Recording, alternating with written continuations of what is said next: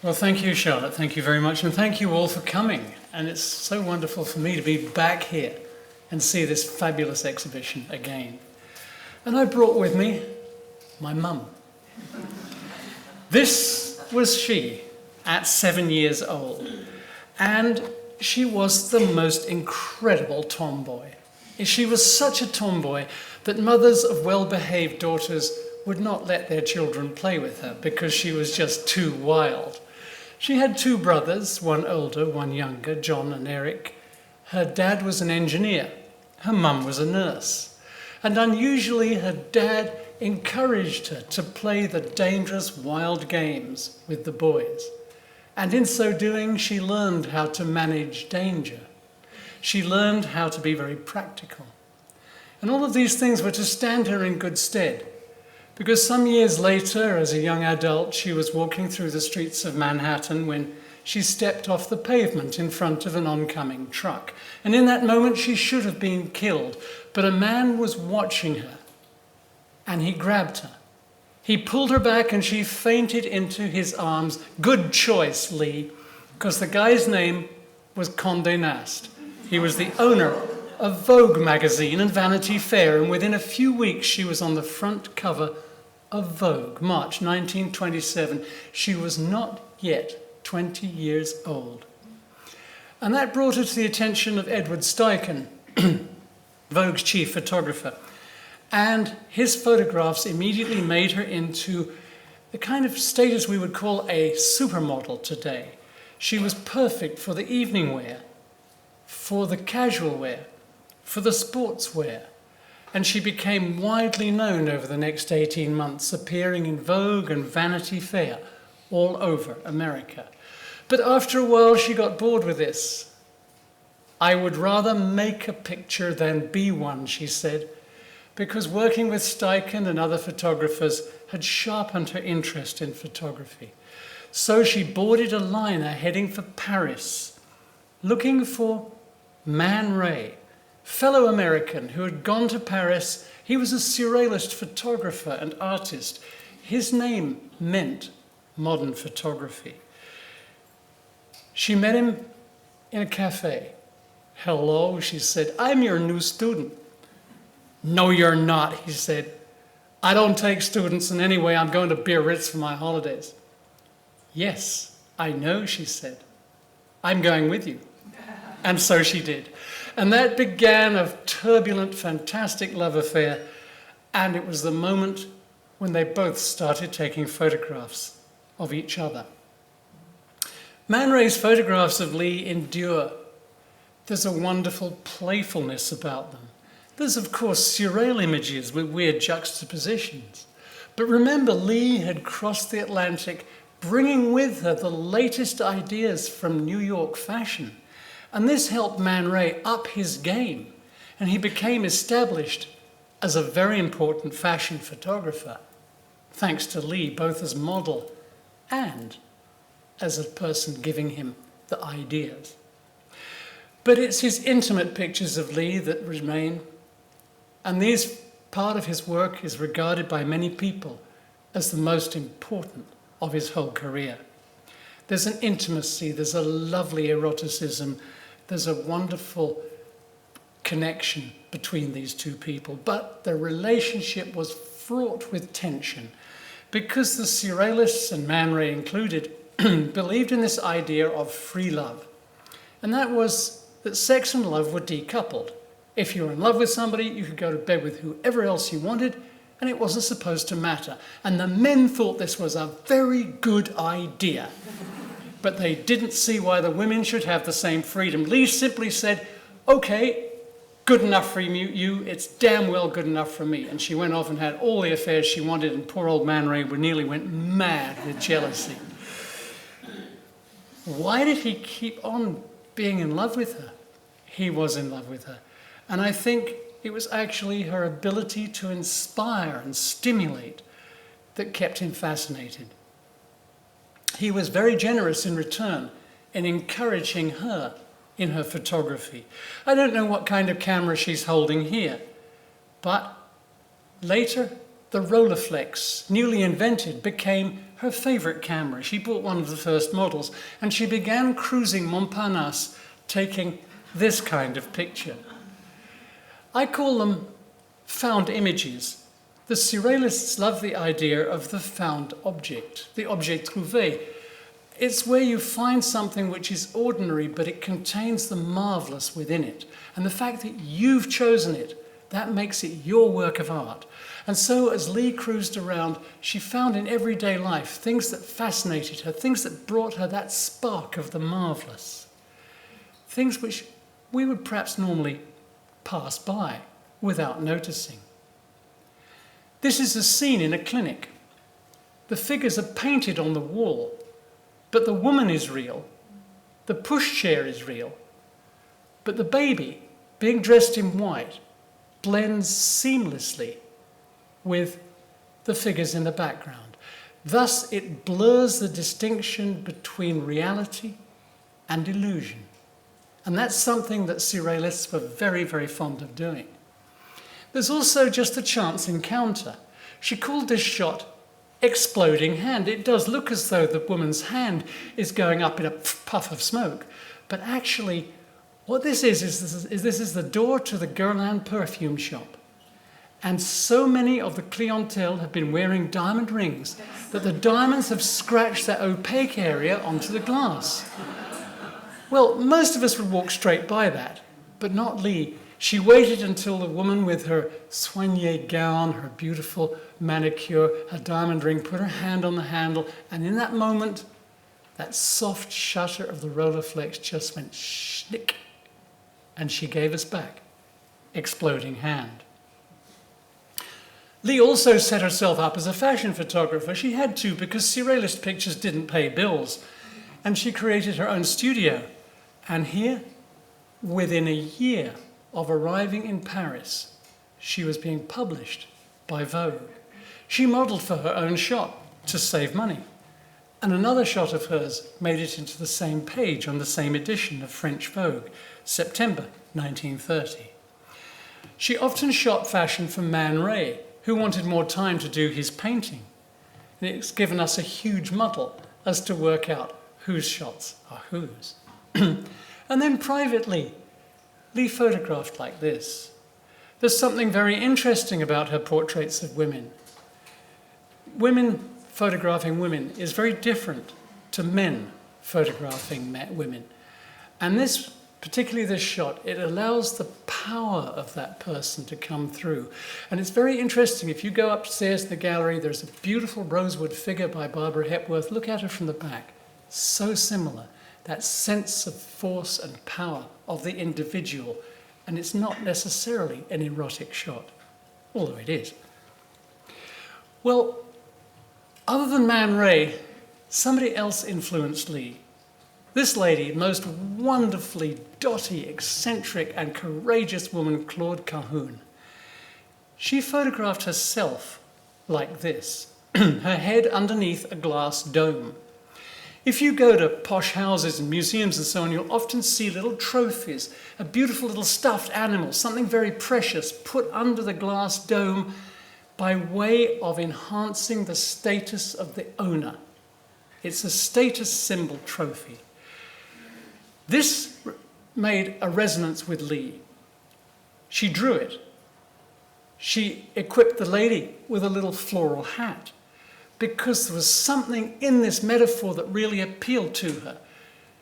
It's the idea of the woman being the trophy, deprived of her liberty, being displayed to enhance the status of her owner. She asked her girlfriend, Tanja Ram, to pose for this shot. And here she photographed Tanja. And Man Ray shared the session, and it was his version that was published in a magazine called Surrealism in the Service of the People of the Revolution. And what he's done, further to heighten the idea of Tanja being a helpless captive, is blindfold her. Much later, he painted this picture. Here we see the blindfolded, helpless captive, and the man, smug, self-satisfied, gloating over his trophy. You could see that the Surrealists were marvelous people, but they were somewhat unreconstructed about their attitudes towards women. But nonetheless, Lee and Man Ray worked very closely, despite his possessiveness, despite his desire to control her. There was this creative spirit between them. And one of the results was the discovery of what he called the process of solarization. It's what puts that amazingly beautiful dark line around the image. It happened when Lee was dish developing a cut negative. Now you do this by putting the negative in a little dish which contains the developer. And you do it in total darkness, and you put the thing in the developer, put the negative in the developer, and then you rock it for maybe 4 or 5 minutes, during which time the process takes place. And it has to be done in absolute total darkness. Now, as Lee was developing in the total darkness, a rat ran over her foot, and she let out a shriek, snapped on the white light. You do not turn on the white light when you're dish developing. Man Ray let out a bigger shriek, snapped off the white light, grabbed the negative, dumped it in the fixer, and when they got it out and printed it, they found this most extraordinary change had taken place. The totally black areas had reversed out.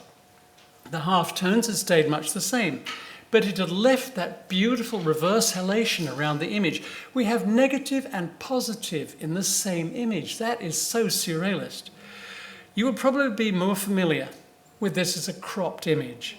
In fact, it's one of Man Ray's signature images of Lee Miller. And when we look at it, we can see that is such a wonderfully surrealist image, and how much more dreamlike and magical it is than the real image. And indeed, solarization was something that both Lee and Man Ray used for the rest of their photographic careers. But I mentioned that Man Ray was always trying to control this totally uncontrollable woman. He photographed her like this. He liked this image. He signed it. It was exhibited. And many years ago, we found that it's actually part of a sequence.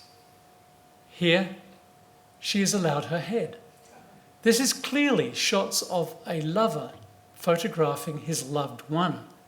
And indeed, there's a tenderness, there's a lyricism here, which is quite different from the way Man Ray presented Lee to us. Because for the picture he wanted us to see, he has sheared off her head. He's deprived her of her free will, of her intelligence, of her ability to talk back. She is just a beautiful, erotic, inanimate object. Lee was starting to get a little bit fed up with people visually dismembering her. And I think the crunch came when a manufacturer of glassware let it be known that he had modelled his champagne glass, his latest creation, on the shape of Lee Miller's breast. This was the turning point. She decided to get her revenge. Now, one of the things that she was doing was taking technical photographs in the American hospital, photographing surgical procedures. And one of the procedures was actually a radical mastectomy. When the surgery was over, she asked the surgeon for the breast. He gave it to her. She carried it through the streets of Paris on a plate, heading for Vogue Studios. When she got to Vogue Studios, she put it down on a table. Now, I'm going to show you the picture. It is really horrible, so you might want to just close your eyes for a minute, because she just got 2 shots off. You can see she's put it on this beautifully folded napkin with a knife and a fork on a plate as though she's offering it to you to eat. What's going on? Well, in my interpretation, I think what she is doing is saying, okay, men, here, you like breasts. I know you do. You're always looking at mine. Well, here, have one. Eat it. If you like it so much, you'll enjoy it. Actually, that is such a wonderful protest. And what better place to make it than Vogue Studios? Well, the chief photographer of Vogue saw what she was doing, had a screaming fit, and threw her and the breast out in the street. Well, under the life of Man Ray, there was an even greater volcanic eruption about to occur. And that was because of this guy. And his name was Jean Cocteau. He's about as gay as you can get, so it was not going to be a love affair that bothered Man Ray. In fact, it was something even worse. Because what had happened was, Cocteau had got the favour of these two people in the theatre box, the Vicomte and Vicomtesse de Noailles. And they had sponsored Cocteau to make his next film, The Blood of a Poet. That was bad enough, because normally the Noailles backed Man Ray's projects, and now they were backing that upstart Cocteau. That was serious, but nowhere near as serious it was when he cast Lee in the leading role in the film. She is a statue that comes to life. The poet falls in love with her, but he finds he cannot control her. Bit of a theme going on here. So he destroys her. He smashes her to pieces with a hammer. But she comes back to life. You see, there's no breaking up Lee Miller. She comes back to life. She challenges him to a game of cards. He loses and shoots himself. By now she has eyes painted on her eyelids so she can see whether her eyes are open or closed. And finally, she leaves at the end of the film leading an ox whose sides are painted with a map of a yet-to-be-discovered country. The critics howled. There were punch-ups outside the cinema. The Surrealists loved it. They regarded it as a magnificent victory that they had upset so many people, and the poor de Noailles were threatened with excommunication by the Catholic Church. That was again a plus point. But Man Ray by now was so angry with Lee. He made one of his most famous ever objects. He called it Object to be Destroyed. He knew somebody would one day, so he made a poem to go with it. Cut out the eye from a portrait of one who has been loved, but is seen no more. Attach the eye to the pendulum of a metronome and regulate the weight to suit the tempo desired. Keep going to the limit of endurance. With a hammer well aimed, try to destroy the whole with a single blow. Lee said it was like making a voodoo wax effigy to stick pins into, and she had reason for this because, of course, it was her eye on the pendulum of that metronome. Finally, 31st of October 1932, Lee boarded a liner heading back for New York. I know what happened that night because I met this lady, and she was there with Man Ray. Her name was Jacqueline Goddard. She was a model, a close friend of Lee's and of Man Ray's. And she told me that Man Ray went and stood in the rain outside what had been Lee's studio, and he howled into the darkness like a demented wolf. She finally persuaded him to come back to the studio. He was soaked to the skin. He stripped off and he positioned Jacqueline behind the camera. She said she was really, really frightened. She knew the gun was real. She was afraid that Man Ray was going to shoot himself on camera. Fortunately, he turned it into a joke. He put a cigarette end into the muzzle of the gun, the still smoking gun. And then over the next 2 years, he expiated his grief at losing Lee by painting this picture. It has 2 titles. Observatory Time is one, because those are the twin domes of the Observatoire de Montparnasse. That's fixing the lips floating just about above Man Ray's studio. The other title is Observatory Time.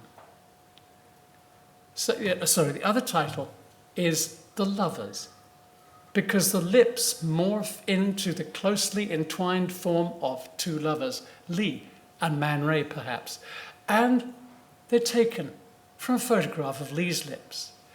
You can see he's cross-hatched the photograph to help enlarge it, because it's a big painting, it's 2.3 meters wide. But the genius is the way he's tilted the lips to allow them to fly freely in the early morning sky above his studio.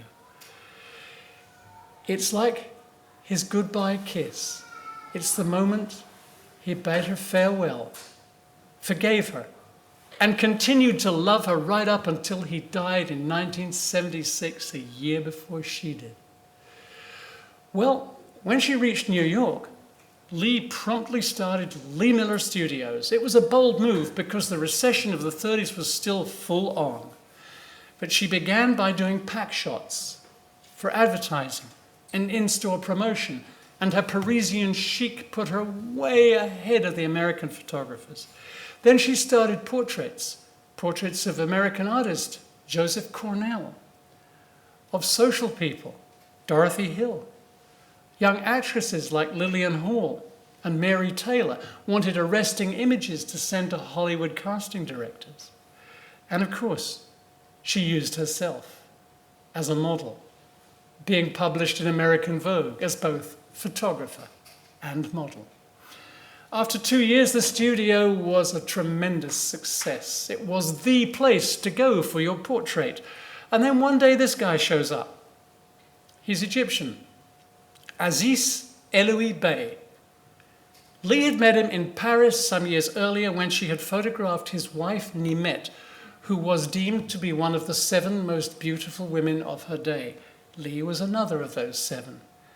By now, Aziz had divorced Nimet, and he turned up in New York, and he asked Lee to marry him. And to everyone's astonishment, if not shock, if not horror, Lee married him, secretly, closed the studio, and went with him to live in Cairo, in a house in Doki that looks like it would be more at home in Hampstead. To begin with, Lee loved the indolent lifestyle of the expatriate community, but after a while she got bored. She described them as the black satin and pearls set, and it was ineffably boring talking about the latest scandal or the latest polo match and eating cucumber sandwiches and all that kind of stuff. So she grabbed her Rolleiflex camera and started making long-range excursions into the desert. Hazardous journeys. The cars only had 2-wheel drive. There was very limited navigation.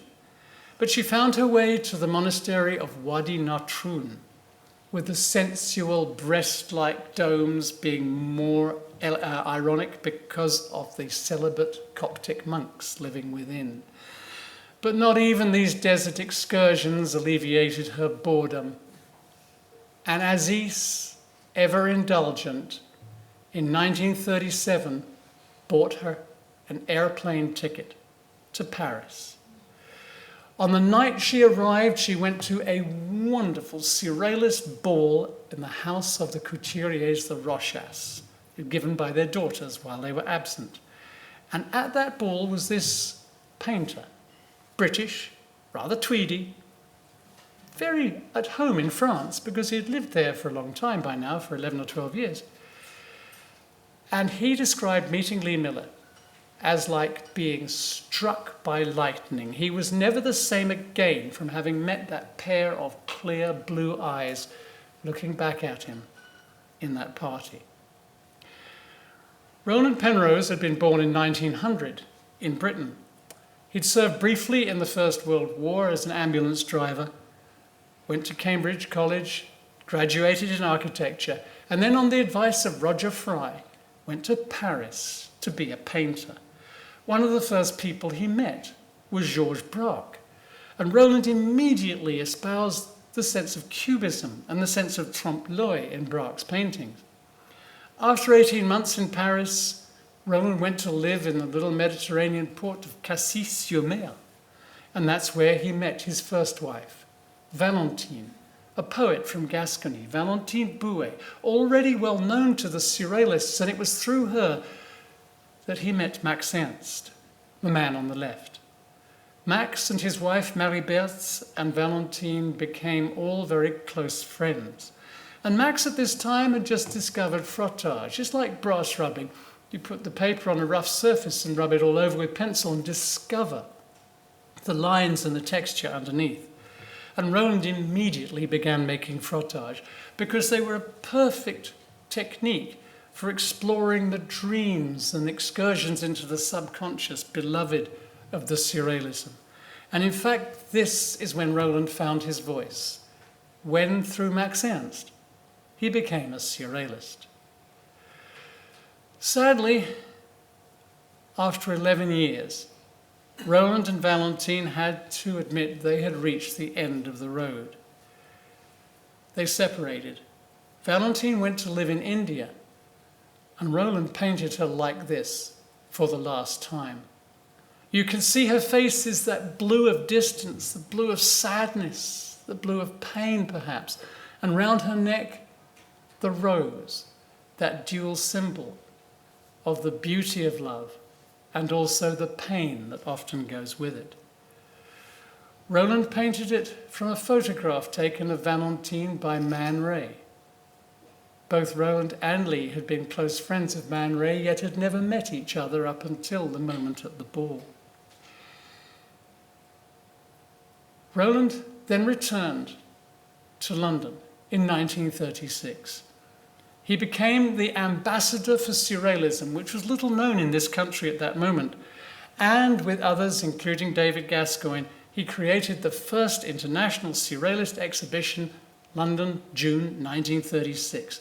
And this was at the moment, without realizing it, that he met Lee Miller, because there were her lips loaned to the exhibition by Man Ray. This was the opening day on the lineup.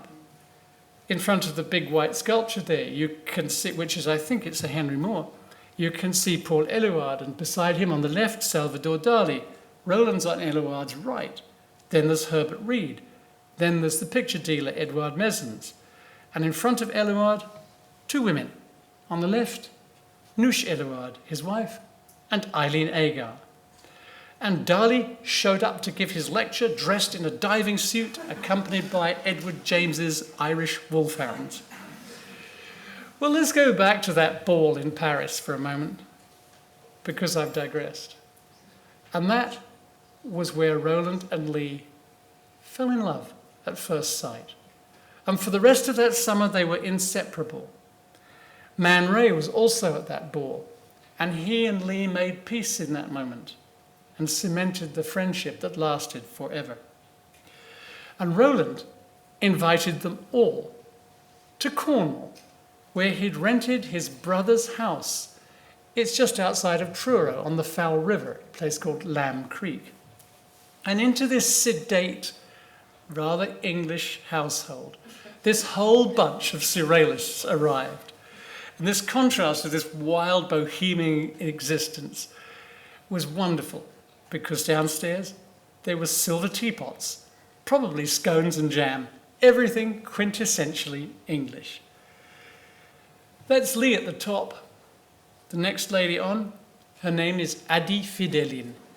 She comes from Guadeloupe, and she's Man Ray's first girlfriend in the 5 years that Lee has been absent from his life. The next one down, she is Nouche Éluard. And then Leonora Carrington. Nouche was very much loved by everyone. She was actually an artist in her own right, but she achieved very little recognition. She's mostly known for being the beautiful model for Man Ray and Picasso and many other people. Leonora, she was the daughter of a wealthy Lancashire cotton manufacturer, and she had just fallen in love with Max Ernst. And Leonora's parents were absolutely furious that she had fallen in love with this degenerate surrealist artist, German, from Paris. My God. Maybe that's why Max disguised themselves, because Leonora's dad got the police onto him saying that Max's photographs were pornographic. So perhaps Max took every opportunity to change his appearance. But Leonora was not deterred. And that in the background, that's Edouard Mezens. He was a Belgian surrealist poet, as well as being an art dealer. And that's Éluard on the right. And also at this wonderful gathering was Eileen Agar, the English painter, and Joseph Bard, her husband, a Hungarian writer. Eileen drew Lee like this, as a little flower. I forget the name of them, but you'll find a lot of them in Cornwall. She stuck it to the picture like a collage. And a bit later, Lee photographed Eileen like this in Brighton, at one of the columns of the Brighton Pavilion. And that appeared in the London Bulletin some years later, along with Sophie Taube-Arp, Humphrey Jennings, Paul Nash. But while they were in Cornwall, the Surrealists made several excursions into the Cornish countryside, and they responded to the landscape. They found their way to the lizard. And the most important thing for them was the crazy way that the lamp had been organized with this Fresnel lens. It was a thing of great beauty for them. In a junk shop, Roland found a figurehead. He painted her up. Indeed, Lee made friends with her. And she starred with Lee, because that image is a conglomeration of the two, the figurehead and Lee Miller, in Roland's painting, Good Shooting. When you look at this painting, I think it tells us a lot about him and Lee at that time. Look at the wall. Bullet pocks in it. Yeah, well, you see, Lee was married to Aziz at the time, and Roland thought this perhaps was a relationship that might be unsafe for her. You can see the chain is not binding her. She's there voluntarily. And you can also see her head is a different place. And Roland, I think, is saying in this moment, yes, he acknowledged that she was giving him her body freely, but he would never, ever have her mind. Well, after about 3 weeks of great fun in Cornwall, they went to the south of France. Everybody except Leonora and Max.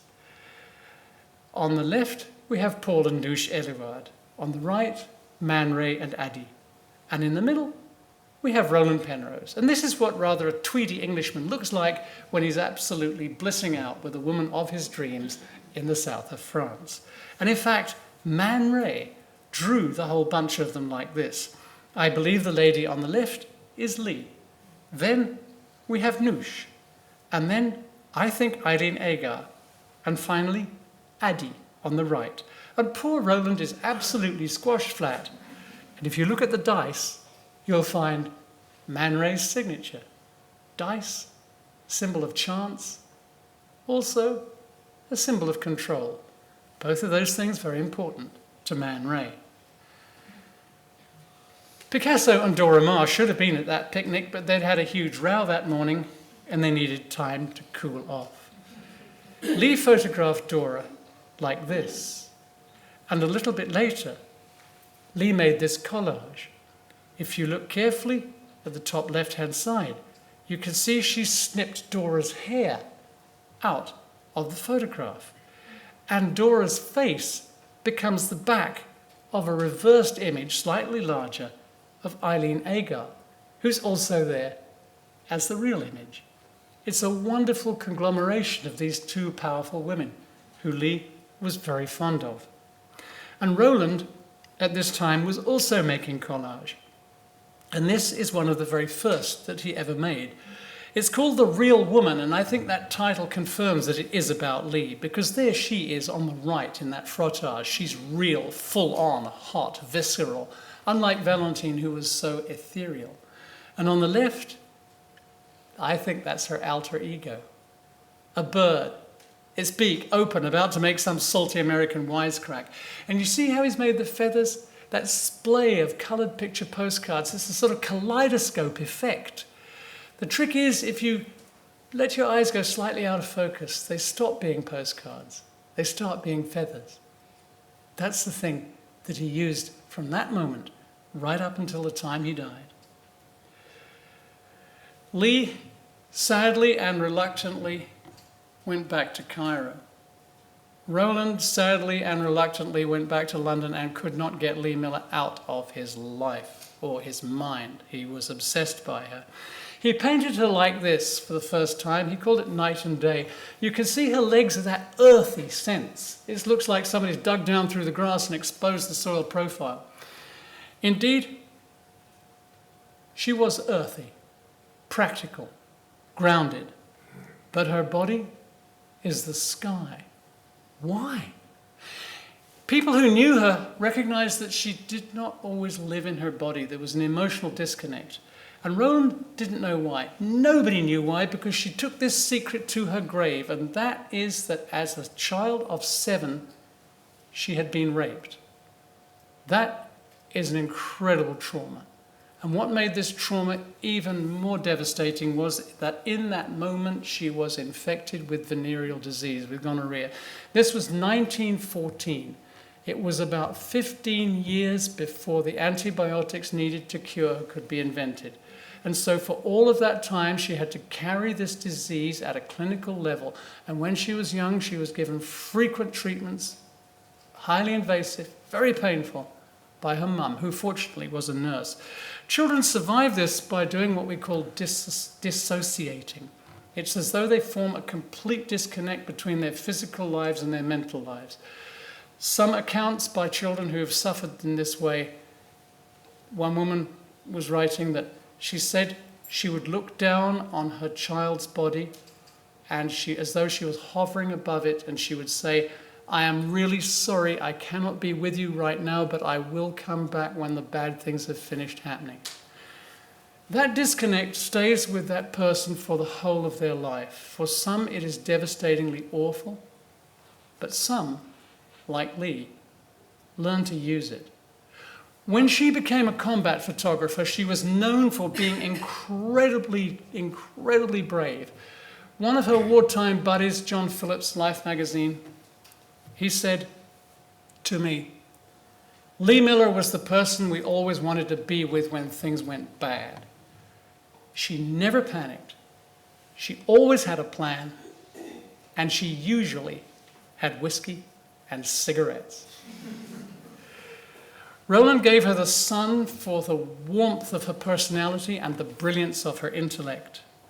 And it works another way too. Earth, air, fire, no water. Water so often the metaphor for emotion. Dissociated people don't like emotion much. So Roland has carefully made some funnels to conduct it away. Well, from Cairo, Lee heard that Roland was assembling the Objects and Poems exhibition at the London Gallery. This is a gallery that he owned in Cork Street, and it was managed by Mezins. And she asked him, could he please make her an object? So he did. And there it is, in the middle. It's a bracelet made of teeth. In the show, it appears underneath Roland's collage, La Méditerranée, made when he was down in Mougins along with Lee. And she gave him very careful instructions as to how to make this hand with the bracelet. And he went to an enormous amount of trouble to do it. And when the curators here decided to replicate it, for this replica is in the exhibition, they realized just how very, very difficult it was and how extraordinary he had succeeded in doing it so well. So the one on the right is the replica. Do go and have a look at it. It's quite a strange, fetishic, or whatever you call it. Fetish-like thing. Yeah. Anyway, there in the exhibition was also another collage by Roland called Camera Obscura. But more importantly, I think, this wonderful object. He called it the Dew Machine. And again, there was a huge correspondence between him and Lee about how he was making it from a hairdresser's model that he'd sawn off at the neck and turned upside down. He wrote to her, it was designed to moisten the stale air of clubs, banks, and waiting rooms. And then she became a painting. The arcane way in which the woman connects the sky to the earth. In the sky we have good weather, bad weather, night and day at the same time, and those blessings of the mysteries of the sky are flowing down through the woman's hair into this little village. It's not Lee. She's got green eyes. It's not the shape of her face. But the hand is Lee's, and that's in the room with us. And you see, instead of leaving a shadow, she's casting light, bringing enlightenment, perhaps. Lee wrote to Roland that she was heading for the oasis of Siwa in the Egyptian Western Desert. She wrote, "There is no road, just desert tracks, rock, sand, and space, no water, no rest, jolting, jouncing, cursing, followed by a hot wind going the same 20 kilometers an hour as we could make, sweating, parched, aching back, and swollen feet." About halfway to Siwa, they paused at an abandoned rest house called Al Bulwaib, and Lee made this photo. You can see the fly screen is torn. It is as though, for me, this is an image of escape. She wants to jump through that hole, race off down that road, disappear behind the headlands, escape from the constraints of her society that she's held in Egypt. In the sky, it's a cloud. Or is it a bird? Or is it a cloud? You choose, because that is purposefully ambiguous. And then there's that frame. In real life, it was a little hatch that you put your hand through to open and close the storm shutters. But now the flap has gone. It's left this portrait-style frame. That's the title, Portrait of Space. And that space is Lee's gift to you. A space for you to fill with your own imaginings, your own yearnings, your own ideas. Lee sent a copy of this photograph to Roland in London, and Magritte, René Magritte, the painter, was visiting Roland, and he made a painting inspired by it.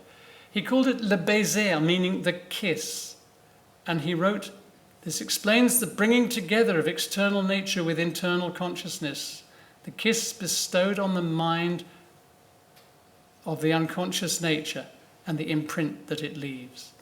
I think that's such an apposite comment on the photograph as well as the painting. Well, by 1939, Roland could face life without Lee no longer. He went to Cairo. Lee had already made a connection with the Egyptian Surrealist group led by George Heynen, and Roland gave a lecture to them, and Heynen wrote a poem about Lee, and later Roland published other work from the group in the London Bulletin. Roland caught up with Lee on a cotton farm at Asyut. She took him to see the place where the cotton was stuffed into sacks for transport. Lee called it the Cloud Factory, and the picture of the clouds struggling to break free and join their friends in the sky has become another of her most enduring images of escape. And as Lee and Roland travelled in Egypt, they encountered the many creatures from Pharaoh's pantheon, and they may have felt that the early Egyptians had themselves been surrealists 5,000 years ahead of them. And Roland saw Lee as the goddess Nut, the only deity to have power over the sun. And Lee as Nut became the subject of several works from that period. She overarches the little town, bringing the desert dwellers respite from the searing rays of the sun, and those who protect others often do so at cost to themselves. So it seems to apply with this protection that Lee brings. You see how taut and sinewy she's become. The parched, scrubby plants of the desert have taken root on her back. Aziz knew Lee was not happy in this world of constrained formality. He had told her he would not let her go until he found someone who loved her as much as he did and would look after her as well as he did. And finally, when he met Roland, he realized that time had come. He gave Lee his blessing. He gave her her freedom. He gave her money. He gave her his love right up until he died. And he gave her a boat ride ticket to London. Incredible generosity, incredible bad timing. Because Lee arrived in London in June 1939. She and Roland realized there was little time left before the war began. Despite the peaceful existence of Hampstead and looking out of the front window at the Henry Moore sculpture in the lawn, and out of the back window and the beautiful Barbara Hepworth, two forms there standing in the back garden. Sadly, This sculpture was, we believe, destroyed when a barrage balloon crashed in the garden during the Blitz. Well, knowing that the war was soon to come, Lee and Roland visited France. They went to find Adi and Man Ray on the left and the right, and Max and Leonora in the middle. Then they went to the south to Saint Martin de Ardèche, where Max and Leonora had made their home in an old farmhouse called Aux Alibert. Perhaps in an effort to confer protection on their house, Max had covered the walls with fantastic sculptures. Leonora's kind of motif was a horse. Max's was a bird. And you see both of these creatures represented in these murals. They seem to occupy the whole house, but sadly, the murals were completely ineffective when war was declared and Max was interned by the French as an enemy alien because he was German. Leonora enlisted Roland's help, and Max was freed 3 months later, only to be re-imprisoned by the Germans on the fall of France. Peggy Guggenheim got him out, took him to America, but it was the end of Leonora's love affair with Max. She escaped to Spain, and the strain made her temporarily insane. Max married Peggy Guggenheim and spent the war in America. Lee and Roland just made it back to England, arriving on the very first day of the Second World War. A little while later, the following year, a sequence of Lee's photographs of Max and Leonora's home was shown uncredited in the Zwemmer Gallery exhibition organised by the Surrealist group in England. There they are. They're hung as a group, and they're seen as documentary photographs of Max's work, and they were positioned right beside Roland's portrait of Lee, titled Egypt. But in the show, we also find there are 4 very significant Lee Miller portraits. And this was really, I think, the first time that she was exhibited as an artist in her own right in England, among the Surrealists. One of the shots is a stairway. This is probably Cairo. It's a scene that you will find many times similar, anything similar to if you go to Cairo. Then this one is Romania, on the road, she called it. It came from a journey that she made through the Balkans with Roland in 1938. And here, although this is titled Sinai, I think it's more likely to have been Mersa Matruh because we know that she went there and she photographed. And here, what we see is snails in a tree. And this always puzzled me. Well, it's in the desert. What are we doing with these snails that look more like they're out of an English garden? And in 2009, I was in Egypt and we were looking for the site of Portrait of Space in the desert, in the Western Desert. And I found these calcified snail shells. I thought, well, what's going on here? And indeed, there were some dead plants with some of the snails still hanging to them. So what happens is that it rains probably once in 7 or 8 years, maybe even longer. The water concentrates in the floor of the little wadis, the little gullies, and that is where the seeds from the plants and the eggs from the snails are living. They hatch, they grow, and then the sun comes out and scorches them to death. Lee had probably witnessed this same pitilessly harsh life cycle, and perhaps she captured it in this image as an example of what André Breton might have termed convulsive beauty. As part of the London Gallery, Roland had launched a very dynamic publication titled The London Bulletin. It published Surrealist work in all media, including this shot. The kind of private title that Lee used for this was Cock Rock, but when it found its way into the London Bulletin, it was titled The Native, much more genteel. And later, they also published Portrait of Space. The London Bulletin ceased production a year later. That year, in 1940. June 1940 was its last issue, because the war had really made everything like that impossible. There was paper rationing, there was too many other disasters happening. And Lee, straight away, although she could have, as an American, skipped out of Europe and gone home, she started working for Vogue magazine, shooting fashion. And her surrealist ideas and techniques, using solarization, came to the fore, particularly in this corsetry shot. Well, she had to do something. This is the most unexciting lingerie I've ever seen. And she worked with designers like Alex Kroll, producing some elegant images. But it was actually the shots she did on location that show her real style. And they're more than just frivolous fun. Vogue Studios was bombed twice and fired once. And so Lee had to work away from the studio and deliberately included signs of the war in her fashion shots. America was not in the war yet. So the lady here in her Digby Morton suit stands in front of a background that achingly conveys the bashing London was taking at this time. But in many ways, the war was the ultimate surrealist expression, a strange, ironic gift to Lee, providing unexpected found images that celebrate chance encounters with the marvelous. She called this Remington Silent. That was the name of the typewriter. It's not silent now. That image gives you thousands of words about the damage that war does to culture. And there was always humor. She called this exceptional achievement. Nonconformist chapel. Bridge of sighs. By 1942, America had entered the war. And very soon, the US Armed Forces began arriving in large numbers.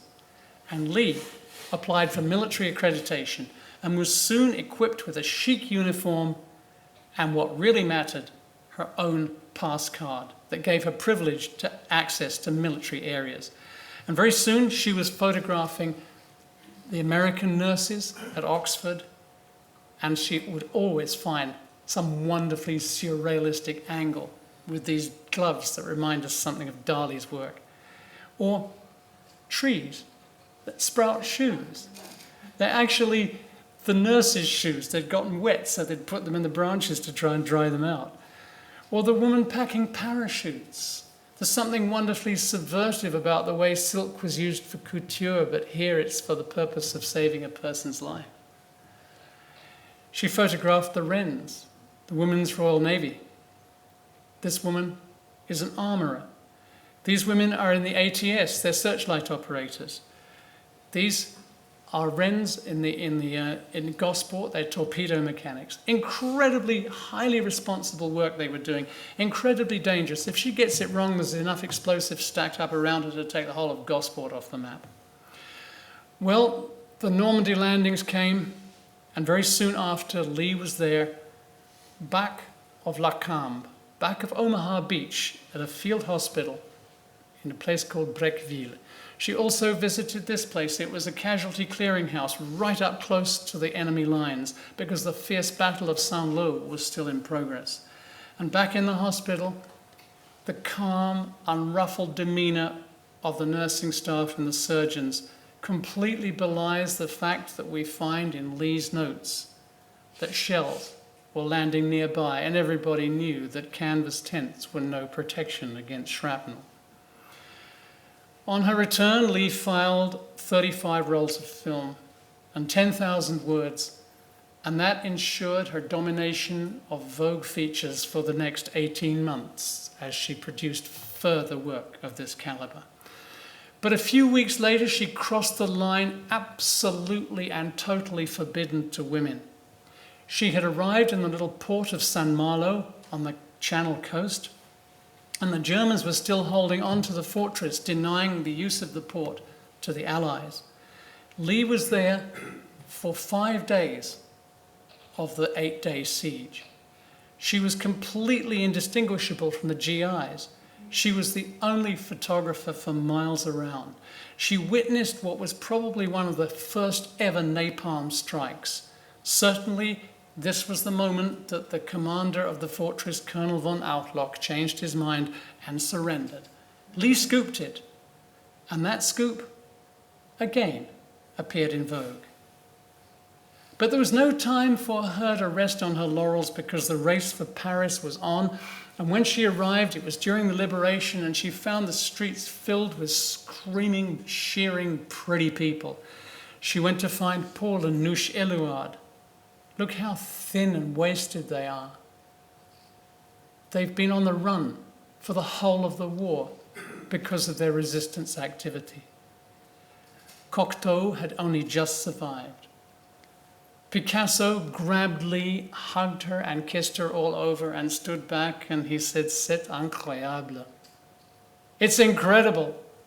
The first Allied soldier I should see is a woman, and she is you.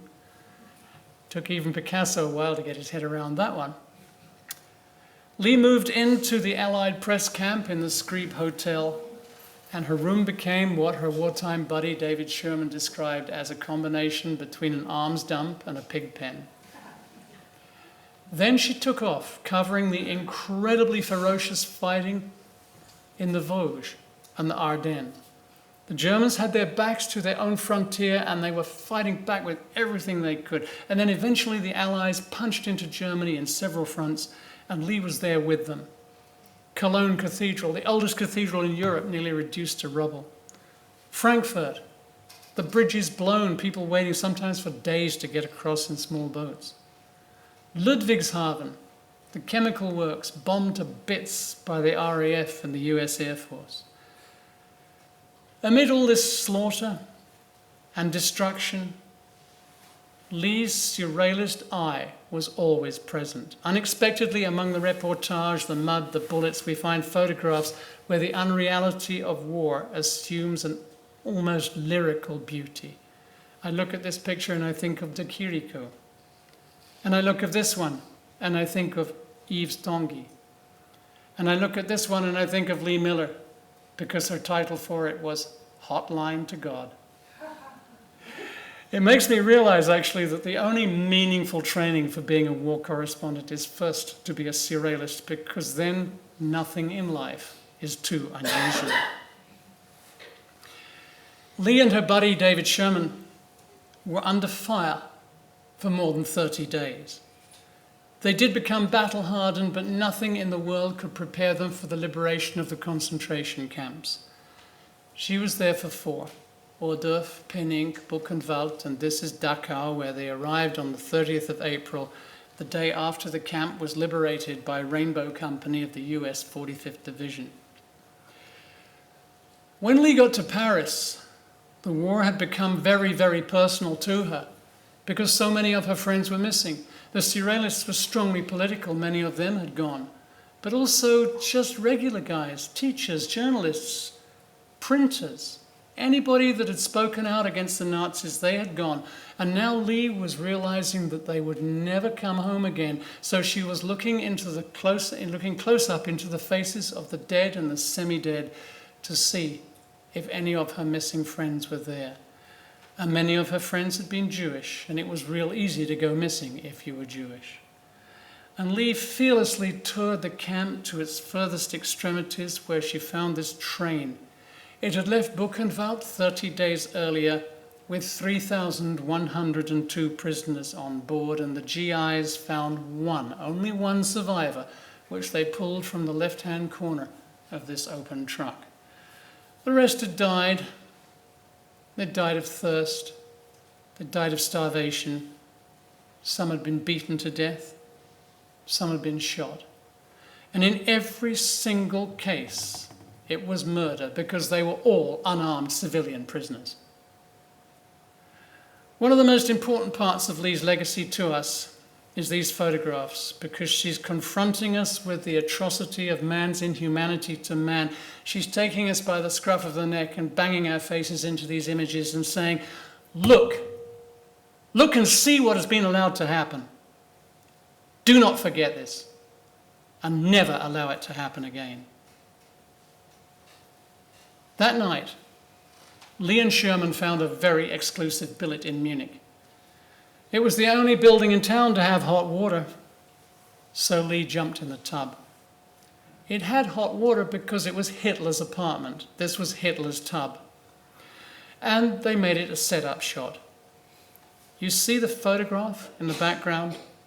That is a revolting portrait of Hitler by his revolting private photographer Heinrich Hoffmann.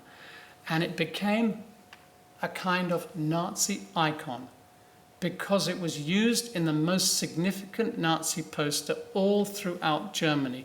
You will notice the writing, Ein Volk, ein Reich, ein Führer, großer Deutschland.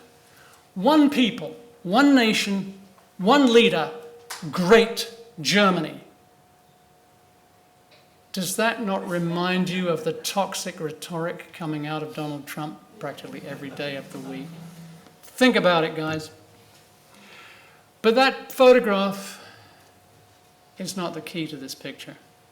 The key is actually the boots, because the morning of this day, those boots carried Lee around Dachau.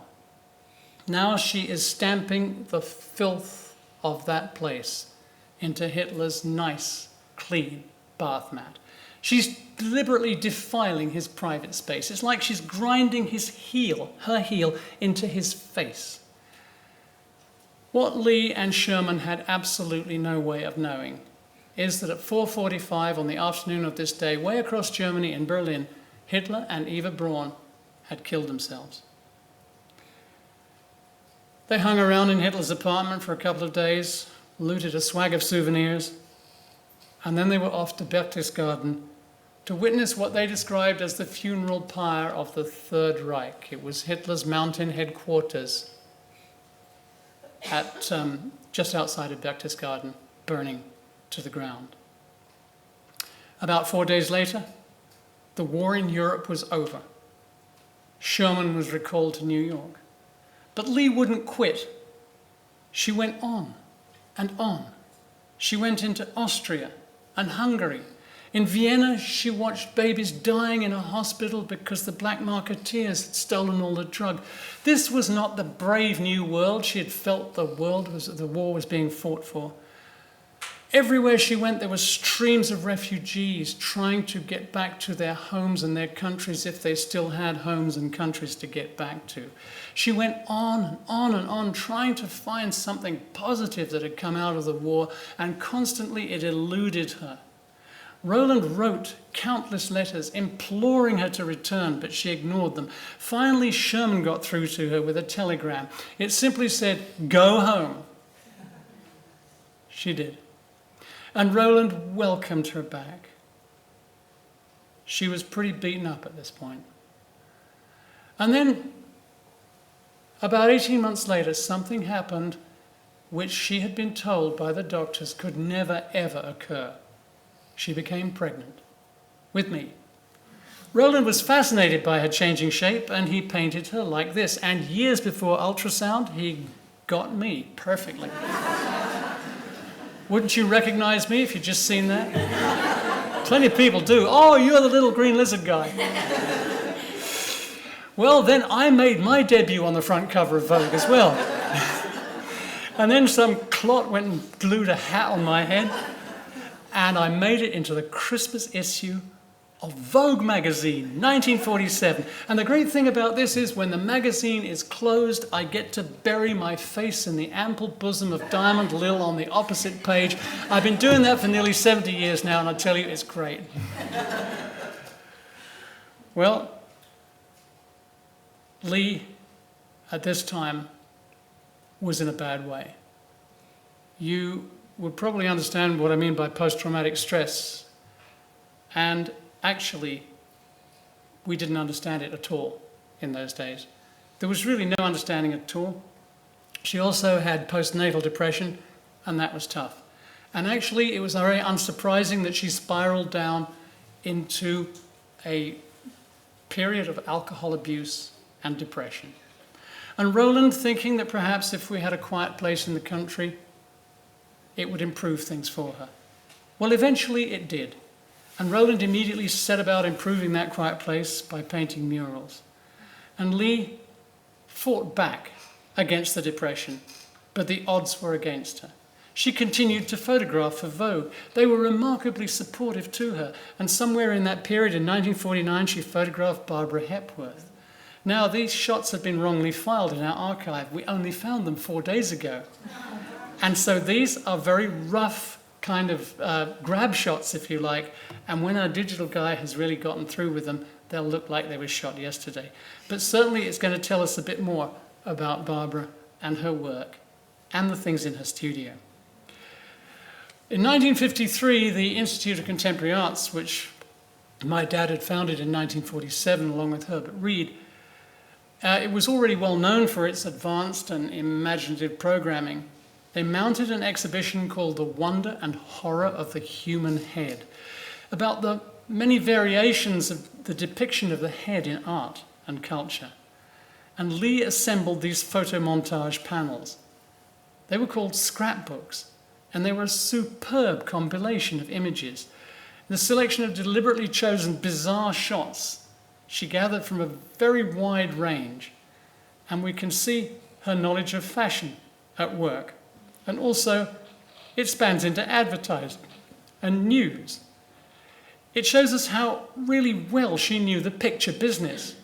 She was a brilliant picture editor, and all along, that had informed her own photography. Lee's last big feature story for Vogue was one of her finest. It was called Working Guests. It appeared in Vogue's July 1953 issue, and it was a witty assemblage of her friends, Dorothea Tanning, Max Ernst, Henry Moore, industriously fixing up the house.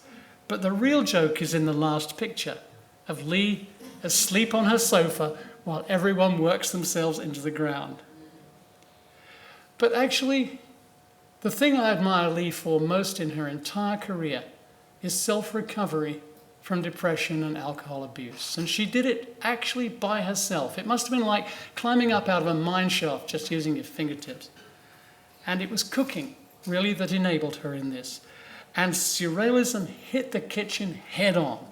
We had blue spaghetti, we had gold meatloaf, we had green chicken, we had pink breasts made of cauliflower. And indeed, it was a moment of great deliberation before I brought my girlfriends home for supper. All of Lee's recipes have just recently been assembled by my daughter, and it was published as a book, which is here actually in the bookshop, A Life with Food and Friends and Recipes. It's a fabulous story, and Amy's made a wonderful job of it, and we were so thrilled a few months ago when she went to New York to get the gold medal from the Independent Publishers Association. And the book actually has 100 recipes and lots of fabulous photographs, so you too can create your own surrealist banquet. Well, the people who came to Farley's were very appreciative of Lee's food. Here's Paul Eluard. Nouche had died a year after the liberation of Paris. He was to follow her in 1953. Henry Moore came to position Mother and Child, one of my most favorite sculptures in the whole world. And Picasso came. He and I were instant friends, and I took him to see one of my favorite friends, our great big Ayrshire bull, called William. And it is true, I did bite Picasso. If you want the whole gruesome story, it's there in my children's book, The Boy Who Bit Picasso. And Miro came, and I wrote another children's book about him. And indeed, he was equally magical, but in a much quieter sort of way. But the person I loved most when he came here, when he came to Farley's, was actually Man Ray. Not so much only because of him, but because of something you can see in this picture. However gloomy or unhappy Lee was, when she heard Man Ray was coming, immediately she would brighten up and she would be so happy. And this showed me something which was terribly important. You can see it in that shot. And that is that love, when it's real, is a thing of the heart that lasts forever. It's not just about looking good when you're young. Lee died on 21st of July 1977. She lived just long enough to meet our firstborn baby daughter called Amy. And now that little girl, Amy, is my co-director, and she helps me run the Lee Miller Archive, and I could not be here now if it wasn't for her being there. And she's been very much involved in the creating of the exhibition here at the Hepworth. It's been an incredible privilege and a pleasure for us to work with the Hepworth. Thank you, Eleanor Clayton, Lauren Barnes, Hilary Flo, and every other member of this wonderful team here at the Hepworth. It is an immense privilege to have Lee Miller shown here. It's an immense privilege to have that fabulous catalogue that you created. And thank you so much, all of you, for inviting Lee here. She is among friends, and I can feel that. And thank you for being here and for being such a warm and friendly and supportive audience. It's been a pleasure introducing my mum to you. Thank you.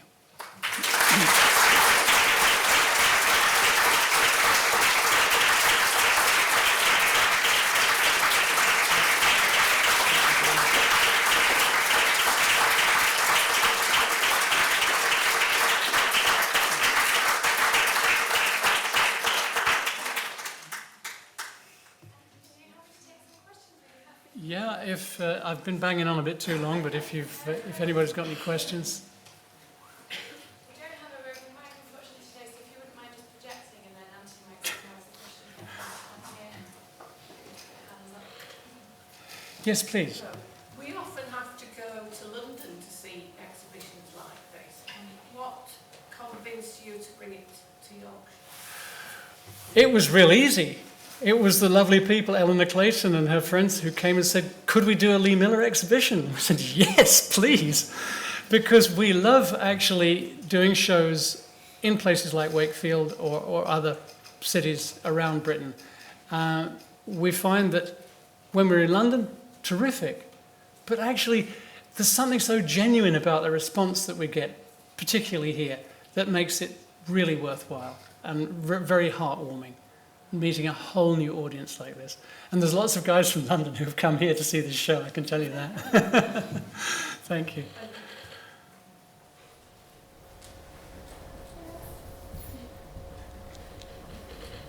Yes, please. Your mum obviously is a big pioneer for women generally, I think. It's interesting, isn't it, how she switched from being a model to being sort of her own agent, if you like. She took back agency, didn't she, by her work, but also her occupation, if we're allowed to use that kind of critical language. And did you sort of arrive instantaneously at your conclusions, or was it a process thing? It seems like you have a very reconstructed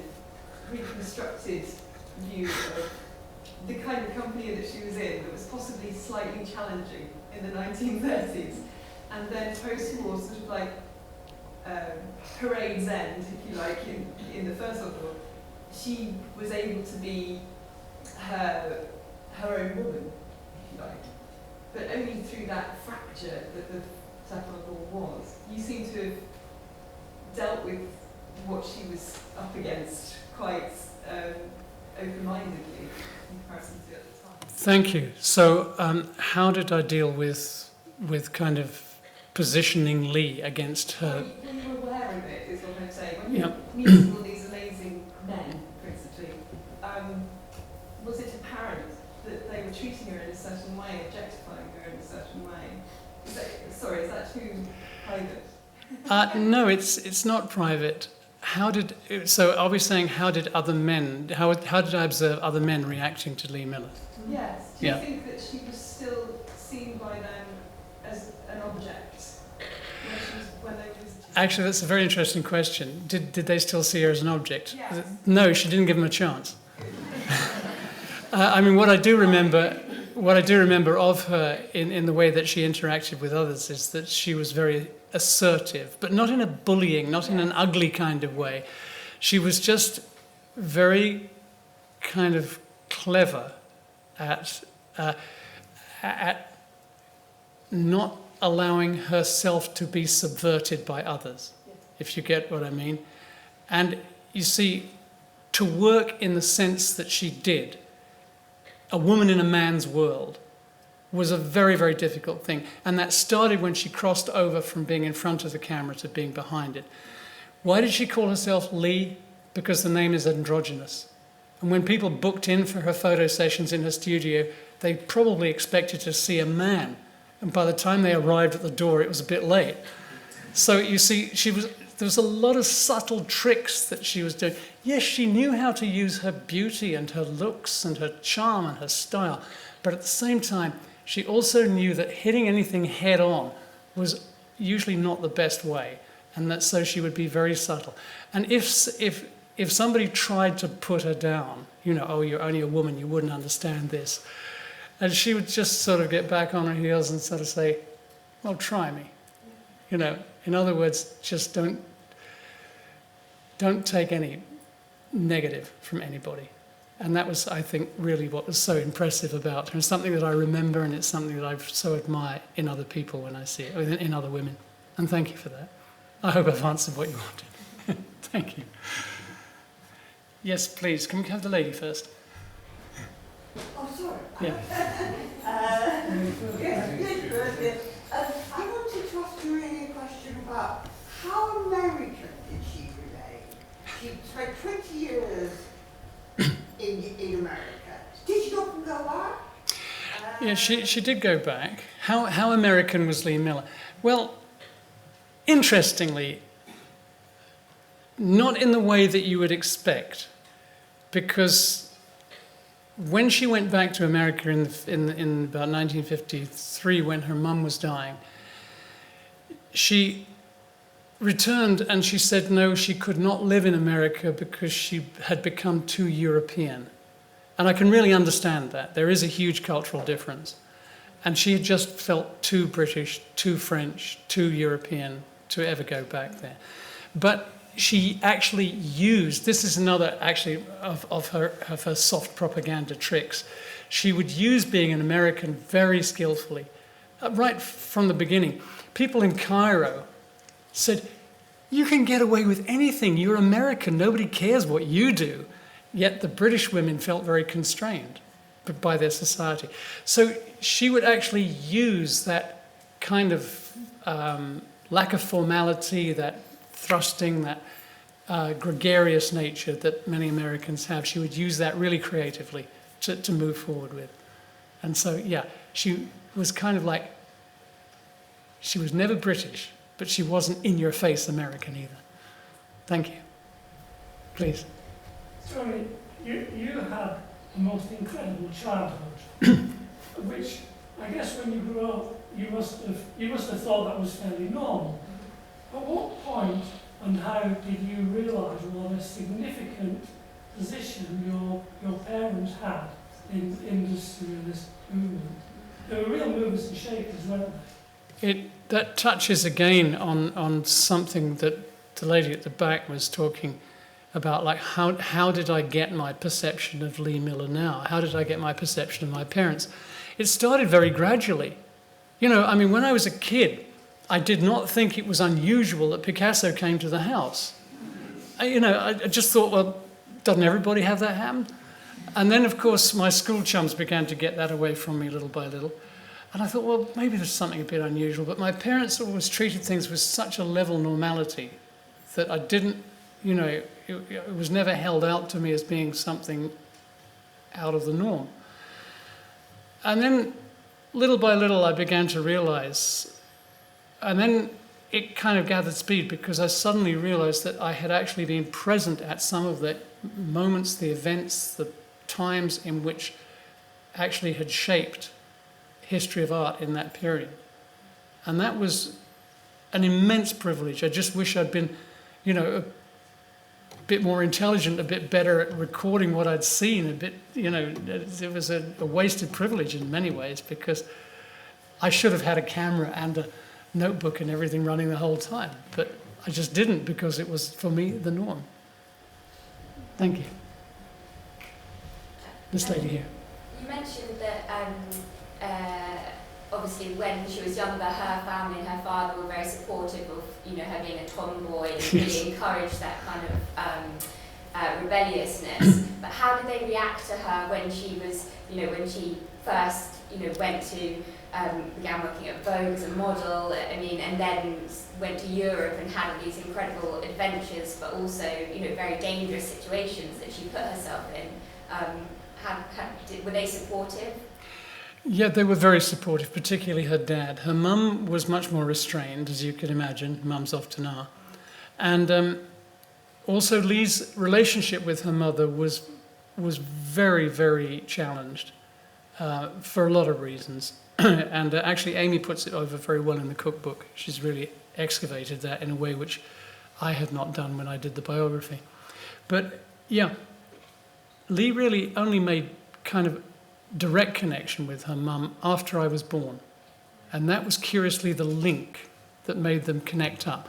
But she always had a very, very close relationship with her dad. And he kind of understood her and he encouraged her and he always forgave her when she did absolutely outrageous things and, you know, helped her get on with the next outrageous thing. And thank you. There was a lady over here. Yeah. There are a few photographs upstairs of you with Mary Moore as a child. And I wondered whether that relationship had continued, and it's interesting that you now both have this important role of presenting your parents' artworks and looking after them. I haven't seen Mary in a good many years, but I have a tremendous admiration for what she is doing.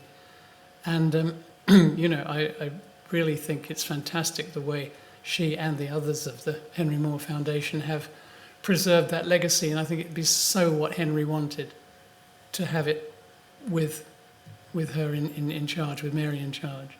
Yes. Thank you. Oh, yeah, there's one more there. I was just really struck by the photographs that you came across at Hepworth Studio that Lee had taken, and I didn't know that there'd been any meetings between them. And I mean, it sounds like you really just felt over them anyway, but I just wanted to know any more about how Lee came to photograph. Well, we know, we're talking about Hepworth, Lee, the photograph that Lee took of Hepworth Studio. We sadly know very little about it. Hepworth was mostly in Cornwall, and there was quite a distance. I do remember visiting her studio as a kid when we were down in Cornwall once, but I don't think that she was ever a very close friend of Lee Miller's. But just the same, you know, no doubt Lee had a very great respect for this woman who had, again, a woman in a man's world, had succeeded so admirably. And I find it actually very moving to walk through the rooms up here and see the tools and see the sculptures and see the maquettes and the way she worked. And I can feel some of that resistance in her life that Lee no doubt felt. And I think there was definitely a parallel there in some ways. And yeah, they weren't close friends, but they knew each other well. And certainly I think Lee and Roland definitely admired Hepworth for her work. So thank you. And we're going to learn a whole lot more about those images once the guys from here in the Hepworth research place have seen it. Thank you. If we don't have any more questions, I'd just like to thank Antony once again for coming today and remind you all that we do have book signing going on at 2 p.m. So, Thank you. Thank you very much.